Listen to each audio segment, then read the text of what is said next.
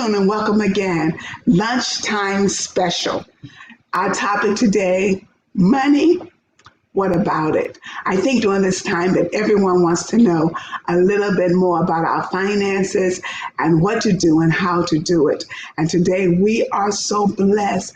We have some of the greatest guys here to talk with us, specialists in their own right concerning the finances. But however, before we do, I want to bring back to your attention the King's Pantry, located on 30 Florence Street. If you are in need of any assistance, please, Monday through Friday, go to the King's Pantry. The time, 10:30 to 1:30. Please, we would love the opportunity to serve you. Only thing you're going to have to do is bring some ID with you. Allow us the privilege. Allow us the privilege, especially since all of the children are home and things are necessary. We want to be a part of your life to help you. Well, what an exciting time. Thank you again for joining us. It's a conversation. If you wish to ask the question, we're going to ask you to please place it in the comment section and we will then read it to our panelists. But Bradley Vincent states, money is a tool and used properly. It makes something beautiful, and used wrongly, money can make a great big mess. How many of us really know that? We're living in unprecedented times. So I'm anxious to introduce to you these great panelists for our conversation for Lunchtime Special. Larry Robinson Jr. is a small business specialist. Fairfield region of TD Bank. Mr. Robinson's passion is for small businesses. So you entrepreneurs, listen up, we got something for you. Can be traced back to his time of assistant store manager, where he spent significant time hearing and understanding the business needs of his community. As a small business specialist, he takes great joy in assisting business owners assessing the resources, maximizing their profit, and maintaining stability in an ever-changing financial climate. In 8 years at TD, Mr. Robinson dedicated to the customer-centric culture has resulted in him being a recipient of the CEO Wow Leadership Award. This afternoon, Mr. Larry Robinson Jr. Hi, how are you, sir? Doing wonderful, Pastor. How are you? I am well. We are so excited. We are so excited. All of the entrepreneurs out there can't wait to get this thing started. Tell us something about yourself, Larry. Pastor, I love to help people. I love to educate those who are in need, and I genuinely I receive joy by helping others to see their goals. So whether it's in the small business realm, of course that does come up being a small business specialist, but even on the personal level. So I just enjoy helping people. So grateful. So loving and kind. Thank you. Thank you so much. Our next conversationalist is Mr. Calvin Michael Jones, the branch vice president of Peoples. Mr. Calvin Michael Jones was born here in the Bridgeport area at Bisley Terrace in 1980. He attended Park City Magnet School for the elementary education, and then he matriculated to Bullitt Havens and then on to college. Mr. Jones noted for his dabbling in the culinary arts. He's a graduate of North Carolina A&T. Mr. Jones began managing a number of Walgreens pharmacies and Chili's bar and grill restaurants.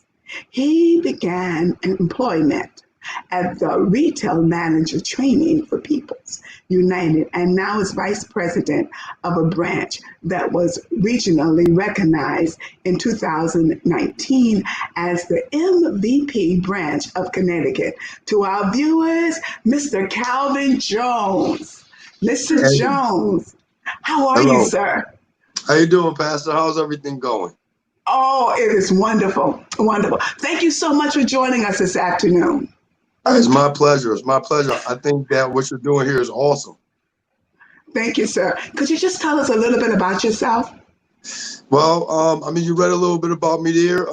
Just to add to those things, I'm a member of Omega Psi Phi Fraternity Incorporated, a board member for Capital Prep Harbor Schools, and I'm a father of 4 children, one of which is on her way to college. I'm very excited about that, and she will be attending North Carolina A&T, where I went. I had nothing to do with that, I promise. A legacy in its own right, a legacy. It is so amazing. You look way too young to have a child on their way to college. Well, thank you You're very taking much. good care. You're taking good care of yourself, that's for sure. Definitely fine. And Definitely fine. our next guest, our conversationalist, is going to be Mr. Jim Dutch, the president of JD Financials. Mr. Jim Dutch is a lifelong resident of Connecticut for the last 61 years. He works as both an insurance professional and a financial advisor, serving thousands of clients in the tri-state area. Mr. Dutch handles almost every aspect of clients' insurance needs, such as life insurance, disability, health insurance, and even now auto and homeowners. He works diligently over 100 with 100 major insurance carriers to find his clients' best. He's interested in the best. He also specializes in giving financial services to customers, finding safe and beneficial solutions to maximize their retirement years and provide them with an income stream long after they retire. So to all of you that are interested in that retirement age stage, you're going to be blessed also. Mr. Dutch resides in Monroe with his wife, Simona, and has 3 children and 6 grandchildren. Mr. Jim Dutch, good afternoon, sir. Good afternoon, Pastor. How are you doing? I am doing well. It's wonderful to see you. Wonderful to have you. Mr. Dutch, would you just tell us a little bit about yourself? Yes, I was actually born in Stratford, and I went to Bridgeport schools as when I went to Catholic school at St. John the Palmacene, and I went to college at University of Bridgeport, so I'm a local guy. And even though I live in Monroe, I have a lot of ties to Bridgeport. My dad actually went to Harding High School, and my mom went to Bassett. So I love helping the community, and like Larry had mentioned earlier, I like giving back and helping people and putting my clients in better, safer financial situations that they can maximize and not outlive their retirement income. Thank you so much. We're so excited to hear what you're going to be giving us this afternoon. Our next conversationalist, Mr. Samuel N. Wilson Jr., certified public accountant.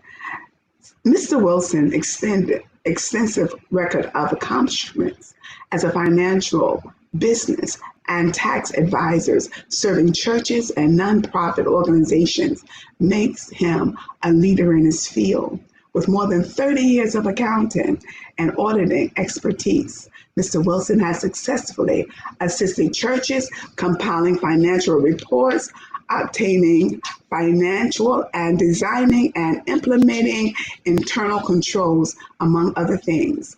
Mr. Wilson also guides his clients in effective financial strategies, long-term planning, and protective services. Currently, Mr. Wilson serves in a dual capacity as Principal Premier Advisory Group, LLC, and full-service financial investments management planning firm, as well as maintaining an equally important role as a sole practitioner of Samuel N. Wilson Jr., CPA, a full-service accounting firm. Born in Monrovia, Liberia, West Africa, he is an immigrant to the United States since the age of 4. He grew up in public housing in Bridgeport, persevering through an impoverished upbringing and subsequently financing his college experience. Mr. Samuel N. Wilson Jr., how are you? Good afternoon, Pastor West. How are you? We're doing well. So grateful to have you. Thank you for the So opportunity. very grateful. Thank you for Could the you just tell opportunity us? to be on your show. Thank you. Could you just tell us a couple of things about yourself? Well, I think you said a lot. I'm a CPA, owner of my own accounting firm here in the city of Bridgeport. I'm married to Teresa Wilson, my wife. Together, we established a not-for-profit organization. It's one thing I didn't put in my bio, called the Village Initiative Project. Something that I take great pride in. VIP, it's just inner city kids to give them a path to go to college. I consider, Yes. quite frankly, our work, the way of giving back in the community. So it's something that I'm very proud of. My wife runs that very well. We have 5 kids. They're not aware of it, but they're integral part of our 401k plan. So eventually we will retire. They will take over, and then they'll be. Wow. We do accounting. My passion is to help churches, ministers, and in addition to the not-for-profit, our way of giving back is the way that we serve this community. Thank you so much. Well, to all of our guests, without a doubt, we're living in unprecedented times, unfamiliar at the very most, even in money matters. When it comes to money, most people see it and consider it as coins in the pocket, dollar bills, credit cards, the check that's always in the mail, we hope, electrical impulses on our computer. Money in all of these and none of these, for it is primarily a way of ordering our lives. Money is our operating system on which we run our economies. Now, listen to what he says. Felix Martin wrote in the Money magazine, the unauthorized biography. Listen, the problem is that money is not really a thing at all, but a social technology, a set of ideas and principles and practices which organize what we produce and consume and the way we live together. When it comes to money itself, rather than the tokens that represent it, the account books where people record it, or the buildings, such as the banks in which people administer it, this is nothing physical to look at. What do you guys say about that? Money really is nothing physical to look at. I agree with that. Money, by definition, is a medium of exchange. There's one thing that he said in there as far as ideas. I find that we're living in very tumultuous times right now, and change is happening. The problem with change, however, they say that change is a constant in life. Change, however, is happening at a very rapid pace. Not only at a rapid pace, but at a discontinuous pace. What I mean by that is, I agree. we used to be able to predict change. Now, this time last year, who'd have thought we'd be in quarantine? So things are happening. It's changing at a very rapid rate. So with money, I tend to find that there are 3 types of mindsets as it relates to money. Okay. The fact that he said that money is an idea, it kind of stuck with me because, there's a poor mindset, there's the rich mindset, and then there's a wealthy mindset. I find that people with a poor mindset tend to talk about money a lot, mainly because they don't have it. And they unfortunately talk about it in a negative way. That's so expensive. Why did that cost so much? Oh my God. Can you give me a hookup? Rich people tend to talk about things, their house, their cars, the nice furniture that they have. Wealthy people talk about ideas. So if you're going to become rich, if you're going to become wealthy, talking about ideas, right now we're operating through an idea that someone had. I have never heard of this streaming service. I've heard of Zoom. In fact, I'm ashamed to say I never even heard of Zoom before COVID. Everybody's on Zoom, but this particular platform is new to me. So someone had that idea. That idea is serving a purpose. So if you anyone who's doing anything of great value, whether it's Steve Jobs, whether it's anything that is serving, it originated from someone's idea. So if I tend to, when I meet people, and especially if I meet clients that come into the office, I sit down, I just let them talk because I'm trying to figure out, what category they fall in, so I can know how to best serve them. So I don't want to take up too much time. So I'll open the floor to the other guys so they can chime in. But I have more to say. Okay. I'll let you guys chime in. Hey, You better Sam, run in. we all here learning too. We learning together, Sam. So, if you want to finish, brother, you can. No, I know I'll myself. finish for now. Go ahead. Okay. So what I was going to throw into that was, because I physically do work with money. I physically touch money daily. And so the idea of money being an idea is something I have to tell people constantly. Believe it or not, people come to the bank all the time and say, my God, you can give me all of that. And they don't understand. To me, and I see Larry, but it's paper. It's physical. It is not even worth what it's printed on. It actually, in pounds, is not that heavy. So the thing about understanding how we do better with money is understanding. I kind of piggybacking on what Sam was saying. Is what idea do you have of money?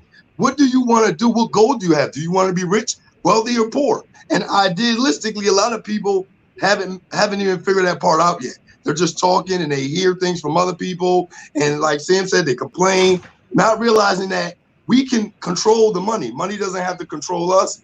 And I don't care if you have 25 cents or $25,000, there's something you can put up for yourself, and you should. And if we start thinking about money as a system, as something we control, something we tell it what to do and make it work for us, we'll be in a better position. But it's all about changing those ideas in our mind. Okay. Come on, guys. What do you think? Well, I'm sorry. Go ahead, No, Larry, go ahead. Okay, well, just to piggyback off what they're saying, it really does come down to your mindset and the small business thing. Okay.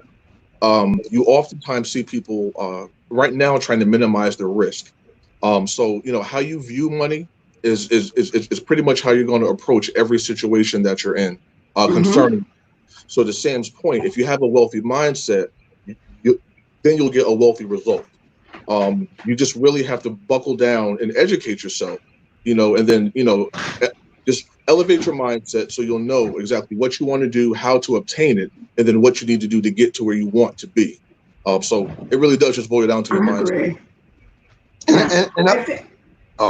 Go on. No, I was just gonna add to that the how-to becomes an individual thing. I teach all the time. I go all around. I teach students. I teach parents. I teach adults. I teach little kids.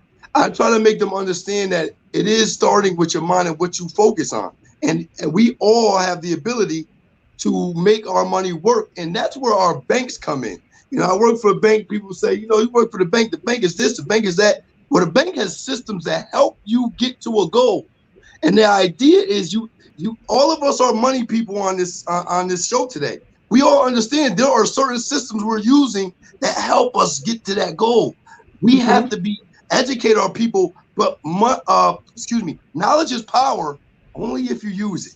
And that's where we are. You have to use the knowledge you get. You can't just absorb it and think that you're going to get results from it. So once we put all those things together, the systems, our mindset, our money, we will begin to see positive results. I agree. You say that knowledge is power. The problem, though, in our society is that we have an educational system, to be very honest with you. I mean, I was fortunate enough to graduate from college.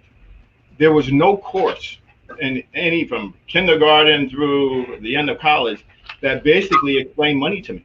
So I learned by basically from my experience, mainly from my parents. And I came from Monrovia, Liberia, West Africa at the tender age of 4. We lived in Bisley Terrace housing project. Then we went to Twin Towers. So I came in that housing project lifestyle. Unfortunately, my parents didn't really have the money management skills. They weren't savvy at investing. So a lot of what I learned was stuff that I had to learn on my own. So you have an educational system that these kids it's an old system based upon training you basically how to be an employee. Now, there's nothing wrong with being an employee, but in old times, people would go to work. The whistle would blow, boom, you start work. Whistle blow, you take a break. Whistle blow, you go to lunch. Whistle blow, you come back from lunch. The school system's the same way. You're sitting there in a class, the bell rings, you go to your first class, bell rings, you go to the second class.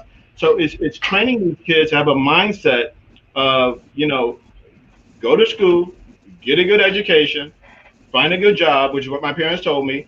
Hopefully you work at that job for all of your life. You're fortunate to retire. You get your gold watch, get your pension, Social Security, and then you're set for life. That's not happening. No. If you have that mindset, you're gonna struggle, because again, change is happening at a very rapid pace. I mean, this time last year, there's some businesses that aren't in business this year because of what's happening with change. So you've got to position yourself. There's a difference between employment and deployment. Employment is you're seeking a job. Deployment is you identify your gift, your skills, your talent, and your ability, and you create work. Now we all have been fortunately blessed with the gift, because in the very beginning, not to get too spiritual with you, but when God created Adam, he set him in this garden, and he told him two things. He said, number one, dominate, and he said, go to work. And Adam may have been sitting around not doing anything, so God had to help him out. He brought some animals to him. Why? Because he said, name them. There was creativity inside of him. If you're going to be successful in this day and age, you have to be creative. You have to look at what's happening here with COVID. This is an opportunity. Every problem, every catastrophe, every crisis is a major business opportunity. Always. If you figure it out and learn how to maneuver around it, money will come to you. And if you just think about the person who's going to discover this vaccine for COVID, that person is going to be rich. That company who puts that together, because everybody is going to come to that particular individual in order to provide that service. So, I tend to tell people that, it's great to have a job. I have nothing against jobs, but, there's a difference between your job is what they train you to do. Your work is, when God said, work the garden, your work is what you were born to do. It's your gift, and if you can identify that gift, okay, dominate in your area. I love LeBron James. LeBron James is, he's just an awesome basketball player. Mainly, I love him because he's dominating in his area of gifting. I love Beyonce, for the music. Okay, for the music. Thank you, Sam. Thank you, Sam.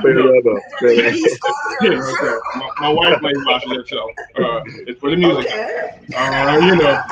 But she's gifted in her ability to sing. And as a result, if you can identify your gift, okay, put a business around it, the more people that gift can serve, the more money you make. So money, bottom line, getting back to what we really said, money's an idea. Yes. I think that's good, but I think that before we can even start with that, it has to start back with the perception of what does this mean to you? What does money mean to you? That whole perception, the perception is a major role in all of this, because in all actuality, let it rain money. Most people think, just like Calvin said, he's with it all day long, but that's not really money. That's currency. So altogether, I think when we can allow people to understand that money is a systematic order of the economy. Yes. That's all it really is.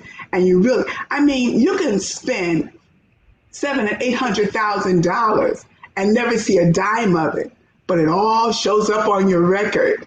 I remember when we went to buy our home, the home we're in now, they lost the money for what? So when we went to close, they said, we have placed your money in a different account.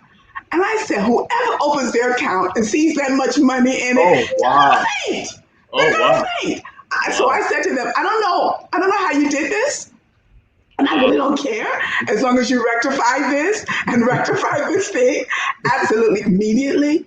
So I think this whole time for the program, if our viewers can, and we can just get you to see that the money itself, and I think a lot of times we mix up money with currency. By the way, what is up with the shortage of change in the bank? What is that all? What is that all about? Sidebar. Why can't we get change? Let them know, What Calvin. is this change situation? The chain shortage. Hey, listen,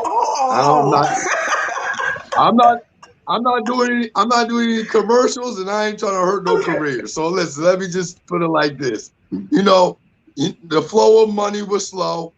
The banks do depend, now trust me, on these Bitcoin deposits we get from McDonald's and Taco See, we Bell didn't and know Dunkin' that. Donuts. They bring a lot of We coin didn't in, know that, Calvin. So right, so we don't necessarily order a coin. We order it, but the coin, it's kind of a shuffle. The money comes into us, and we send it back out to someone who sends it back to us in a better form. So understand that flow was interrupted, and unfortunately, we want some of that. We need the coin, because I don't know about you, but I don't necessarily want to be walking around talking about, hey man, keep that 94 cents because you didn't have 4 pennies to give me.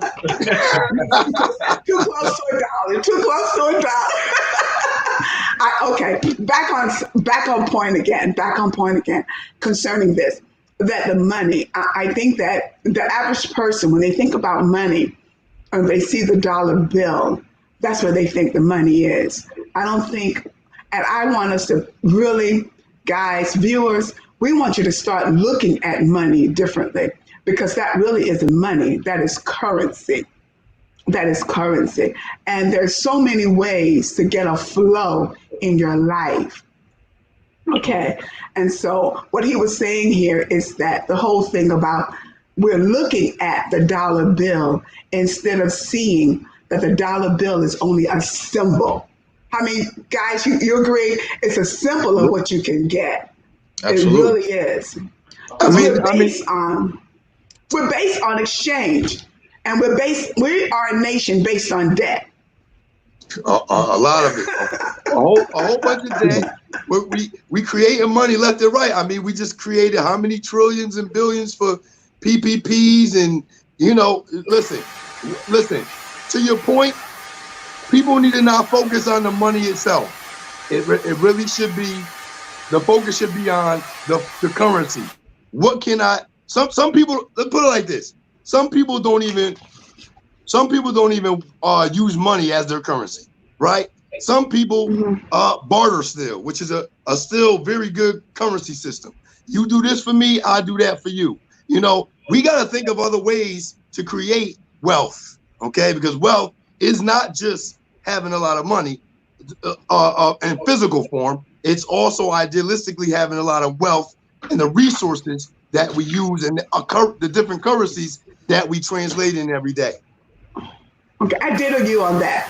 Wealth is not finances. Wealth is not money.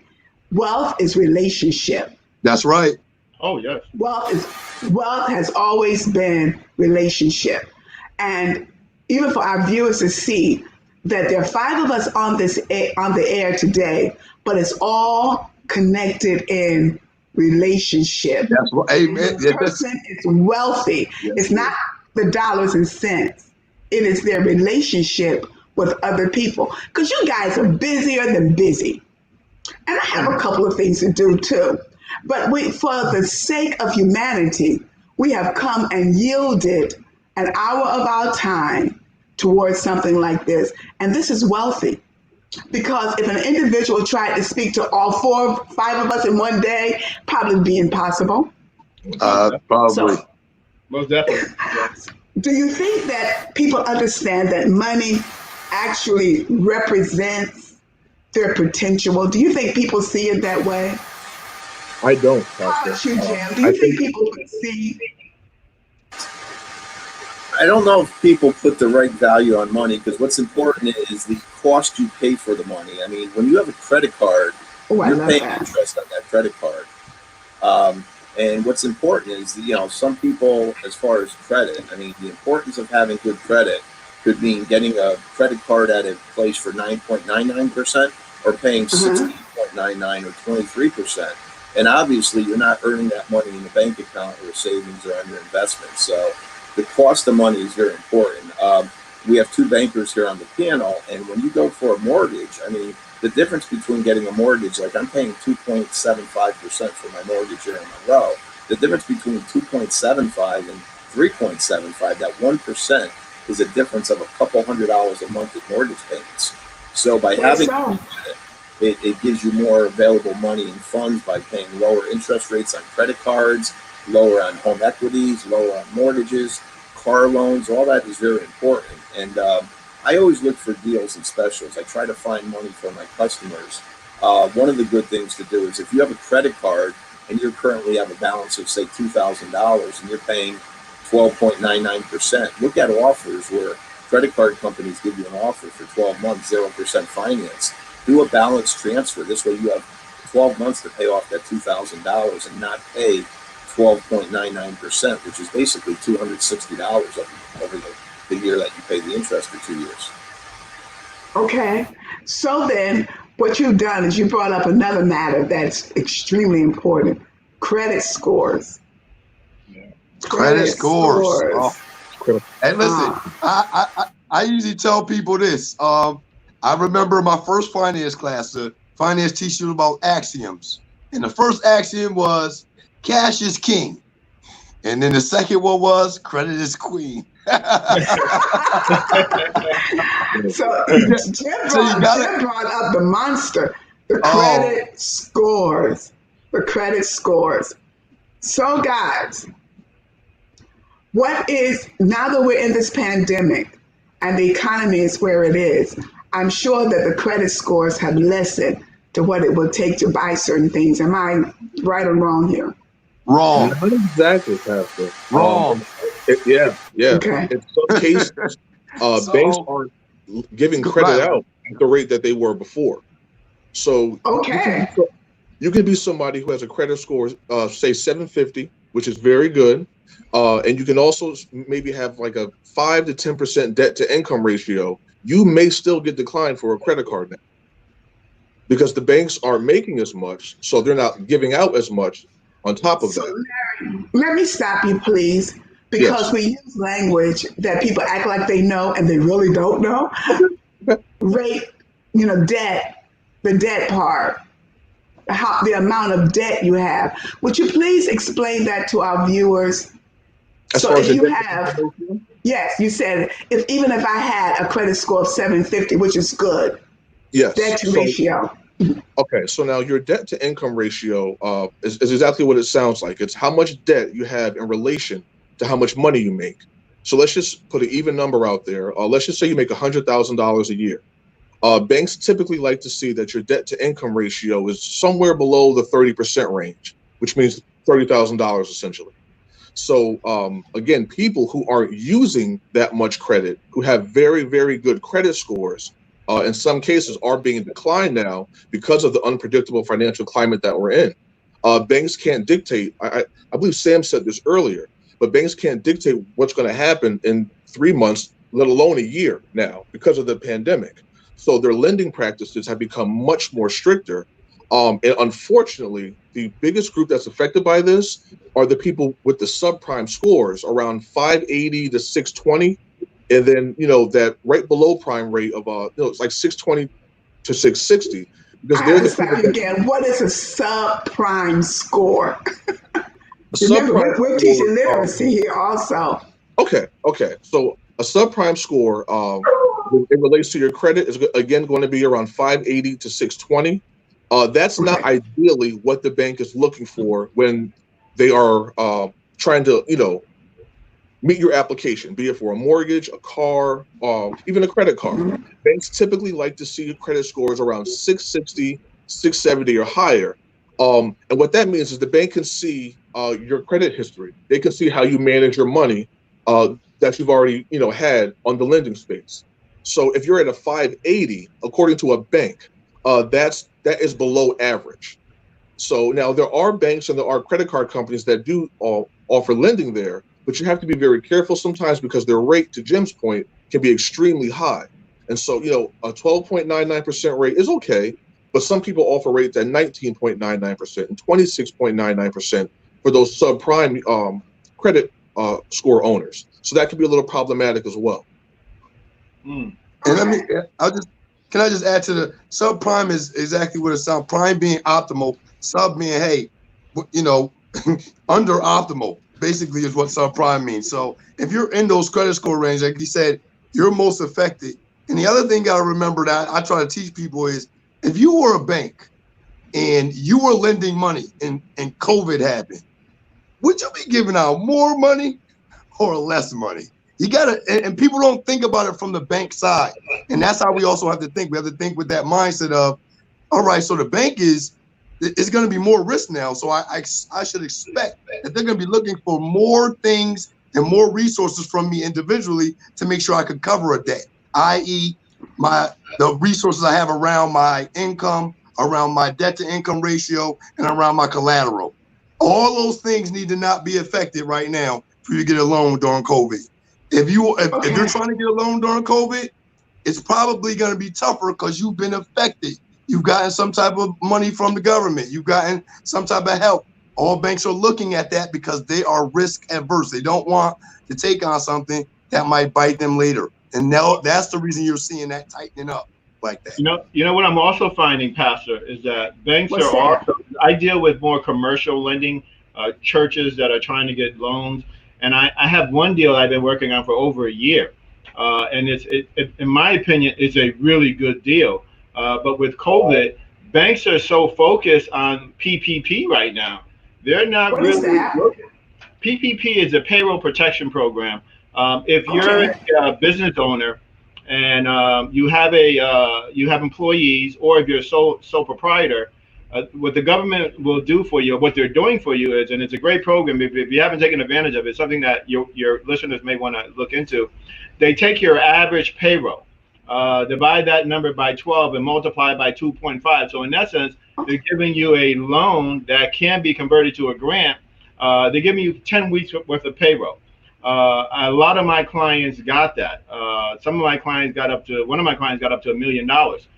Again, it's based on payroll. And if you're sole proprietor, if your profit is up to 100,000, you can get right now about $20,000, $20,833. And if you spend it in accordance with the program, it can be forgiven. Now, if you're a sole proprietor, if you're a business owner, and if you haven't heard about PPP, you really need to call your banker quickly, because the program, it originally was supposed to end June 30th, but it got extended because there's extra money in the program. It got extended to August 8th. So someone like Calvin or Mr. Robinson is a good person. I don't know if your banks are still working on PPP, because some banks got tired of it. It was a lot of work and they just wanted to get out. But if you are a business owner, it's something that I would highly encourage you to do. Okay. Are you guys banks still dealing with that PPP? Yes. Yeah. Pastor, I've personally done over 400 PPP loans, and Oh, it is coming to an end. It's been going on since April 6th, and President Trump did extend it, but my bank is personally going to end that this Friday. So I would recommend that anyone who still has not taken advantage of that to please contact the bank that you normally bank with, because that's going to raise your level of success there. Please have good documentation as far as your payroll, be it for yourself or for your employees. And again, please keep very good documentation. If you receive a PPP loan, Sam mentioned that it may be able to transition into a grant. That's only going to happen if you can prove how you spent that money. So please just don't think this is just money coming to you. Don't have fun or vacate. Right. You have to pay your employees, your utilities, your rent, whatever the case may be, and keep receipts, because the government is going to want that when the forgiveness period starts. I think towards the end of next month.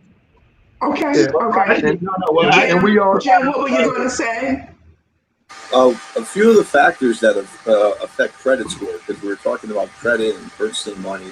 is Uh-huh. you want to try not to be more than 30 days late on any bill, because the credit agencies get a report when you're more than 30 days late, and that lowers your credit score.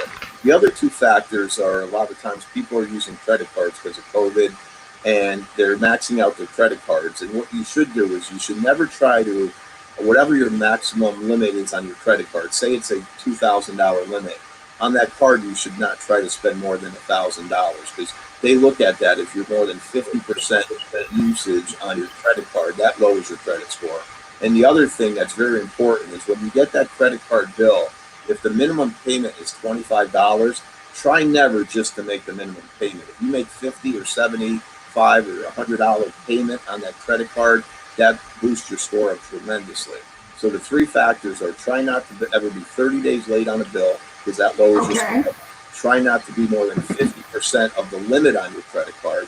If you have two credit cards for $2,000 each, you're better off spending $1,000 on each card than you are taking one card and spending $2,000, because the bank or the credit agencies look at that the limit is $2,000, they're at the limit, and without that card they cannot survive. So those are the three factors. Try not to be more than 50% passed on your credit limit, and also never make a minimum payment. Try to make over the minimum payment required. That will help your credit score. Hey Thank Jim, you. hey Jim, can I just, I wanted to say also, to piggyback on the 50, actually it's 30. And it really is a strict 30%. 50% you're already in the trouble. You know, to piggyback on what they're saying, Pastor, I think that when you're looking at credit card or any debt, I tend to put debt into two categories: good debt, bad debt. And I think it's important. If you're going to make a decision to finance something, I always ask the question, do I really need this? Because you don't want to go out and use a credit card just to be having lunch, or to buy clothes, or to buy something that, in my opinion, won't give you a return on the investment. I mean, good debt to me is in acquiring something, a piece of equipment, if you're a business owner, or an asset that can produce or help you to produce more money. That way you can liquidate the debt. I don't believe it. I hate debt long term, because it's nice when you get the credit card. You know, when I made the mistake when I was a teenager. You know, when you graduate from college, everyone was throwing credit cards at me. You know, every time I turned around, I got a credit card thrown at me. Here I am, young, Yes. fresh out of college. You know, I thought I was rich, making $16,000 a year, and I got all this credit Oh, card yeah. ability to spend, and I charged Mhm. up a lot of debt. I think it was well over 25,000. It was a very expensive lesson. But if you make those minimum payments, you'll never pay that off. Fortunately, I got out of that, but it taught me, it was a hard lesson. But there's good debt and bad debt. Credit cards, if you can afford to avoid that, I would avoid that, because once you miss one payment, that rate is going to go up, and you will never pay that thing. Since you said credit cards, what would be your recommendation, guys, on people who are taking cash advancements out on their credit cards to meet some debt ratios? I What's would your thought never on that? recommend. I would never recommend a cash advance, and I'll tell you why. So, say you have a credit card, and your limit Okay. is $2,000. Okay. Your purchase interest rate, say that's just 14.99%, which is right in the middle of the pack, a little high, but not too bad. If you use that credit card to take cash out, they're going to probably double the interest rate on that. Yeah. So you're paying about 28, 29% on that same Mhm. money, where if you swiped, it would have been 15%. What a lot of banks also don't tell consumers is that if you already have a balance on that credit card and that's going at 14.99, and then you take the cash out, your payments are going to go towards the amount that you purchased. So that cash advance amount going at 27 or 28 and 29%, that's just going to sit there, and the interest is going to get tacked on, and your payments are just going to the portion of your bill that you have at the purchase interest rate, which is lower. So I would strongly recommend those, unless it's an extremely dire situation, not to go the route of a cash advance. Okay. Yeah, Okay. I'll second that. What I try to tell my customers is this: look, you take out a cash advance, you taking out any cash from a credit product, to the point that someone just made earlier, to buy anything other than a necessity. That look, you should only use credit. Credit is a game, and that's a whole nother topic conversation. But that's how I teach it. Credit is a game, and just like any other game, you want to play to win. And there's ways to play this game that people have been playing with reward points and transferring balances to 0%. There's so many ways to play this game, and you be the benefactor. You just have to know how to play the game. So taking out cash advances, that's a faux pas. That's an alert to a bank that you're in trouble. That's a higher interest rate. I had a guy one time, we were about to close on his mortgage tomorrow. I said the word tomorrow. He took a cash advance out for his deposit. Whole loan died. He had just paid that money to the bank for the credit card to pay down that debt 2 weeks before that, just because he thought he was doing a good thing. Banks don't like to see things like that. It's risky, and it puts them in an uncompromised situation when it's come time to think or wonder if someone's going to have the ability to pay them back. We have to be smart about the things we do, and cash advances are just not smart. Okay. What about the consumer that's now that the break was given, pay your rent late if you want to, don't worry about your bills. You all know the whole spiel that has happened. And a lot of people, they ate that cookie. All right. Yep. But what was it really saying to them? What you see, because I know people personally, I was saying even in the congregants on our Zoom, pay your debt. I don't care what, pay your debt. Don't let that rent get 3 or 4 months behind, because you're going to be asked to leave without convenience. So what would be your advice for people concerning that? I think that it really depends upon the circumstance of the individual, Pastor. In fairness, I mean, you may have someone who may be in the industry, say you work at a restaurant, and that restaurant got shut down, and you're just getting unemployment, and you don't have the ability to pay. If a person doesn't have the ability to pay, you're almost forced to defer. But if you have the ability to pay, I would say, because I looked into, you don't want to follow the crowd, because everyone was saying, don't pay anything.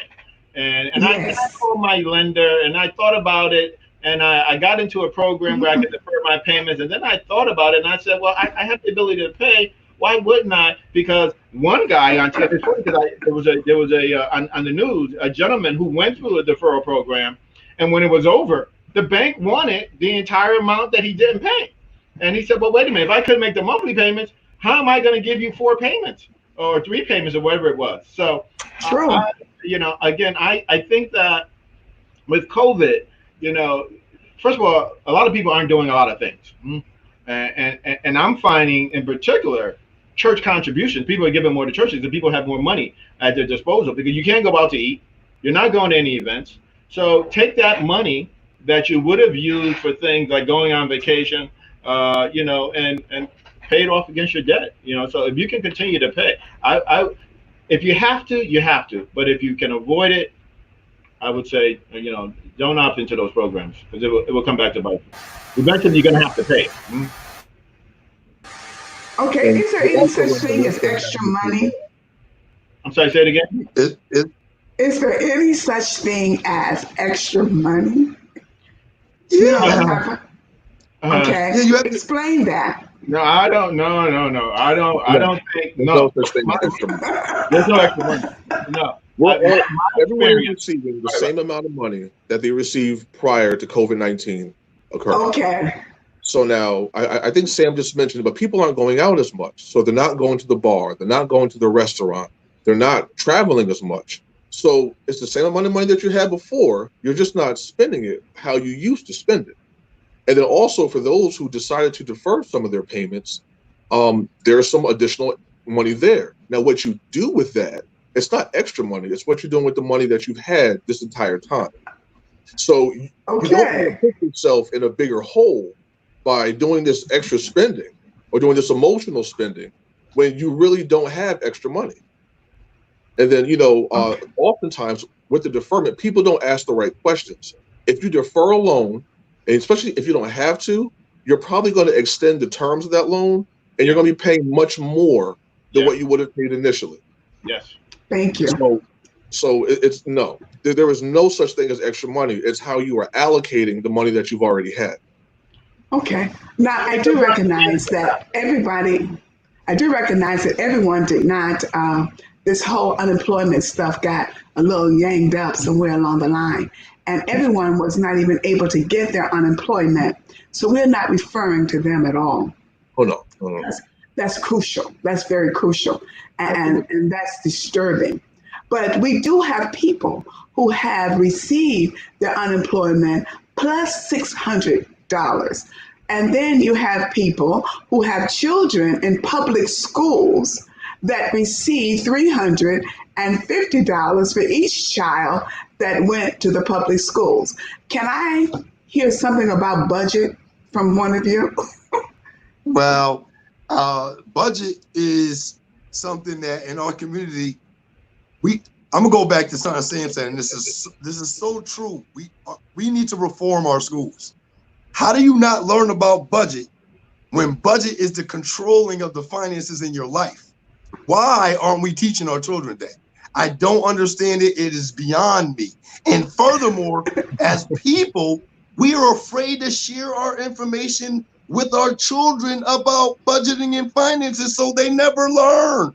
So we're not only we're not teaching them in school, we're also telling them, oh yeah, I'll get you that. Not letting them understand there might be something you had to switch around to make that happen. And you need to show them those things. You need to make them understand the systems you created to be able to take care of them so that they are able to take care of their children. We're not doing that. We're not teaching it at home, and we're not teaching it in the schools. And budgeting is literally the heartbeat of your money flow. If you can, is there extra money? If you notice, I said yes, because in my mind, extra money is my money. And in my mind, my money actually comes first. So if I'm saving first, that's extra money. That's mine. You understand? I take that off the top. And then I take care of my bills and whoever else needs to get paid, because I'm the important factor here. Me, my family, my legacy, my children. We have to take care of us. So in order to do that, we must create that B word that a lot of us don't know and don't understand. And I wish we learned more about it and also taught more about budgeting. That's how important it is. It's that important. Mm-hmm. Okay. COVID-19 has left a lot of people in dire distress in a lot of ways, because in the beginning, and our time is almost up, believe it or not, in the beginning, everybody was fearful, very, very fearful of COVID-19. And I still say that there's some respect we need to give COVID-19 with the mask and the social distancing, all of that. It is still necessary. But the fear has left a lot of people. And a lot of people don't know that the numbers are creeping back up, even in our areas.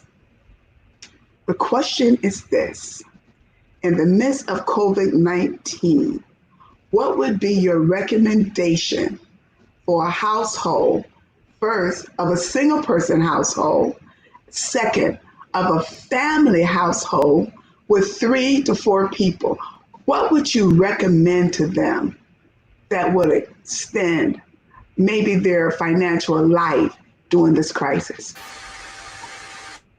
Pastor, Jim, I want to hear you. Jim, I want to hear you, because you started smiling. So I want to know what it is you're smiling about. Well, as Calvin said, it all depends on budgeting. And you're taking in money from income or any type of revenue, and then you have your monthly expenses. And part of budgeting is also saving. You have to save for a rainy day. We tend to, and I did it myself when I was 25 years old. I was very immature, and I was living at home still when I was 25, and working 2 jobs, and every dollar I made, I spent. I went out, bought clothes, went to sporting events, went out with my friends, and I never saved anything. And then one day I decided to move out when I was 25 and get my own place. And then I learned about budgeting. But part of budgeting is earning money, paying your bills, saving a portion of that, and then having money left over for a rainy day. So I think it's important now with these times, especially with COVID, that you have to put some money aside for other times when, the money is not there, or unusual expense comes up, like a brakes on a car or something, or a transmission, or a bill that you didn't expect, a medical bill. So it's important that you, save money in these times. And, that's part of all that's budgeting. So when you say save money, can you give me a percentage of how much of my money I should be saving so that our viewers will get an idea? Because a lot of people think that because they save $50, I'm really doing a great job, and they could be. I mean, I don't know how much money they have, but on an average, what are you thinking when you say save money? What do we say? I would say anywhere from 10 to 20% of your paycheck if you could each week. That's a good number. People tend to spend money. For instance, they'll go to a store to buy gas. They'll go in there and buy a bottle of water for $2. You could buy a case of water for $4.50 and get 24 bottles. You're getting it for 20 cents a bottle. But when you walk into a gas station, you buy water, and that's it. You're paying $2 for that bottle. So, I mean, do things differently. Take a cooler, put some little ice packs. I drive around all day. I see clients. I throw 3-4 bottles of water in there. My water's costing me 20 cents a bottle, not $2 a bottle. I mean, all that adds up. I mean, instead of going to Starbucks for a $4 coffee, get the Starbucks at Stop and Shop or Big Y and make a Keurig coffee. Cost you 25 cents for a coffee instead of $4. All that adds up. It doesn't seem like a lot, but $4 or $5 a day times 30 days is $150. Imagine if you saved that $150 a month. At the end of the year, you have $1,800, and at the end of 10 years, you got $18,000 saved. For just you brought reality to me. What? You know what? Hey, Jim, I'm one of those people who I used to spend, and this is what COVID's done for me. And again, I heard someone say, and I want to say this too, COVID has many silver linings. More time with your family, more time to do things, more things to accomplish. And I've started saving money. I used to spend $20 on breakfast every single day. For Lord knows, just because I had it. I love Panera Bread. I love Panera Bread. And Panera Bread's expensive. But I had to learn. The money I saved, the money I save, I literally saved that. I saved $20 a day on top of what I already was saving because I make this stuff at home now. You know, that's the type of stuff when you talk about what advice I would give families. Listen, become savvy, become smart. Listen, spend a couple $100 on a deep freezer and start going to stores like Restaurant Depot and BJ's and buying in bulk and storing your food. Don't buy on the fly, because on the fly costs more money. And these grocery stores, they're the ones breaking the dough in Corona. So let's be smart about how we're buying. Find the deals. You have time. You're at home. They moved you work from home. From a building to home. You have time to look on the computer for some sales. Do that. Those little things are going to save you money over time. And trust me, you're going to get so excited, you're going to change your whole lifestyle. Calvin, we gotta go. We gotta go, Calvin. Would you please tell me what did you buy at the places you said you bought at for $20? I could not. So that is oh my God, that's $100 a week just for breakfast. A healthy shake is $10, and then if you want to get a coffee or a sandwich, there you go. I'm gonna donate a blender. Can I say this, Pastor? The advice that I would give each one of those family groups that you mentioned is that number one, do an assessment of how you spend your money and reprioritize what's important and what's not. Mm-hmm. But more importantly, what I would tell each one of those families is that if you're going to survive COVID, focus on your work. Focus on the gifts, skills, talents, and abilities that God has given you. Figure out how to take that. You don't have to establish your own business, but if you work for someone, figure out how to dominate in your area. If you're a branch manager, manager of a bank, be the best bank manager you possibly can. If you're a nurse, be the best nurse you can be. If you're a shoe shine person, be the best shoe shine person you can be. And if you create value, then it's just like a tree. You know, I don't go to an apple tree. Don't call me and say, Sam, you want my fruit? I go to it and I pick the fruit. So people will come to you and eat of your fruit because you have value. So create value is what I would say. Thank you. Larry, you're the last one. I second everything that these gentlemen have already stated. Also, I would really monitor how much you're shopping online. People are spending a lot more time at home now, a lot of time online. Amazon stock is through the roof, and with good reason. People are shopping tremendously online. So really monitor what you're buying, see how important it is, see if it's necessary for you, I would also say watch the big ticket items. It may not be a good time to just to jump out there and do something a little too risky right now because of that uncertainty that's out there. Yes. As far as your job and to Sam's point, a lot of jobs are going to start laying people off. So you do want to excel in whatever it is you're doing, just to work to secure that place there. And so you don't want to have all this new stuff that you bought now. And God forbid, but 5, 6, 7 months down the line, if your employment situation changes, you're in a world of trouble there. So just really monitor and just weigh it. Just weigh it out. Is it necessary? Is it important? Thank you. Thank you guys so much. Thank you for all. This has been wonderful. It is so exciting. Well, we have to go, but I trust that you've learned some things from these men that specialize in the financial field. Hear what they said, please. I don't believe COVID is over, spiritually nor naturally. And so now is the time. If this break, this win that God has given us, take this win and start storing up for another day. We're so grateful that you've listened. We trust that you've learned. This has been absolutely wonderful. And it may be possible that we can ask some of these guys to come back next week because there's still so much to talk about in finances. God bless you. Glad you were with us. Have a great day. And remember, God is always favoring you. God bless.